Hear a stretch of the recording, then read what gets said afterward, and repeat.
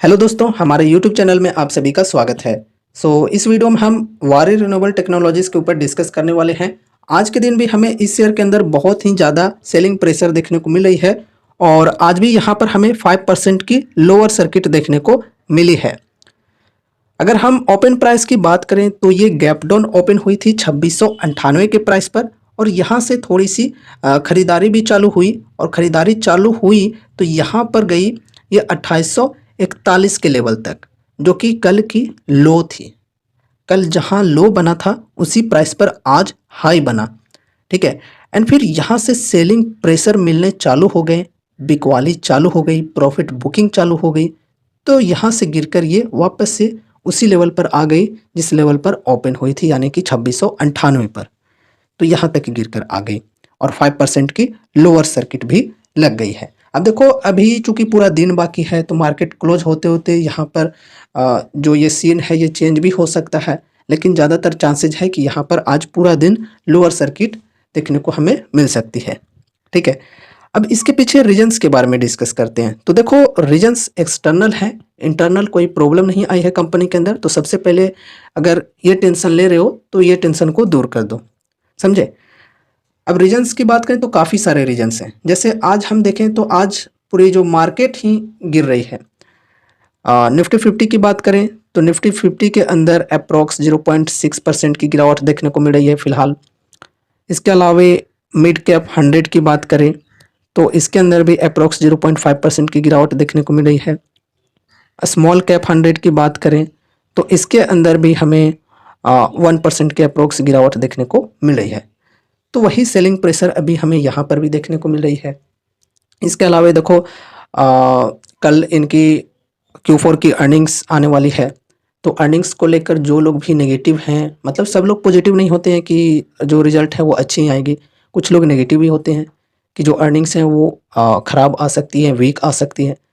तो इसलिए वो लोग सेल करके निकल रहे हैं, ठीक है। क्योंकि बाद में अगर अर्निंग्स ख़राब आती हैं और लोअर सर्किट के साथ ये गिरती है तो फिर सेल करने का मौका ही नहीं मिलेगा, इसलिए वो लोग अभी ही सेल करके निकलना चाह रहे हैं।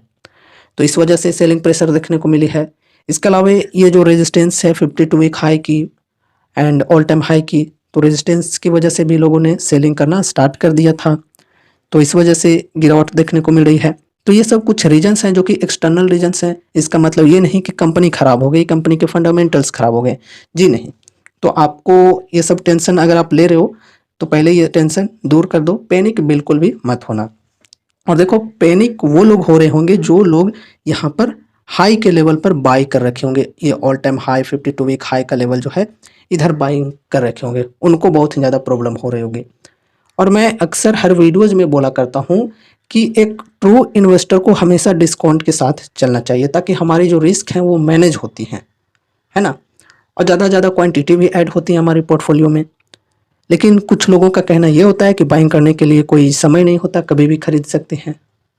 तो वो उनकी अपनी स्ट्रैटेजी हो सकती है, मैं मानता हूँ। चलो ठीक है, आपकी अपनी स्ट्रैटेजी होगी तो फिर कोई टेंशन लेने की ज़रूरत नहीं है। अगर आपकी स्ट्रैटेजी के अनुसार किसी भी प्राइस पर बाइंग कर सकते हो तो फिर गिरती है तो कोई दिक्कत ही नहीं होनी चाहिए।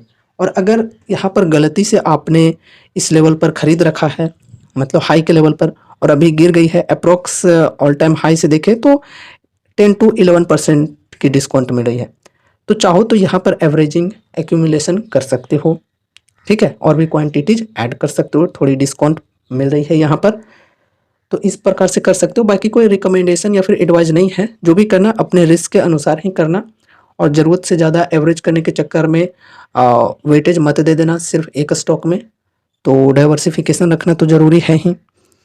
अब देखो, जो लोग फ्रेश इन्वेस्टमेंट करना चाहते हैं उन लोगों के लिए अभी 2700 के अप्रोक्स जो लेवल है ये है इन्वेस्टिंग करने का मौका।